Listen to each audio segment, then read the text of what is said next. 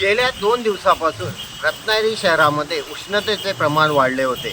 त्यामुळे लोकांना असंही बोललं जात होतं की येत्या 1-2 दिवसामध्ये पावसाचे वातावरणात बदल होणार आहे. त्याचप्रमाणे आज दुपारी 2च्या नंतर रत्नागिरी शहरामध्ये वातावरणात मोठ्या प्रमाणात बदल झालेले आहेत. दुपारी 2 नंतर मोठ्या प्रमाणात वारा सुटलेला आहे.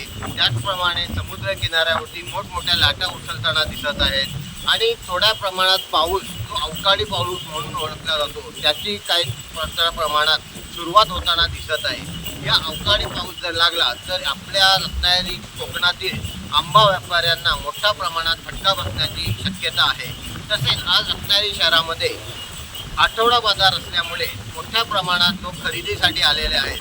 पण वातावरणात बदल झाल्यामुळे दुकानदारांची मोठ्या प्रमाणात आपले सामान उचलण्यासाठी तारंबळ उचलताना दिसत आहे. टाइम्स डिजिटल श्रेष्ठ जमीर खलपे, रत्नागिरी.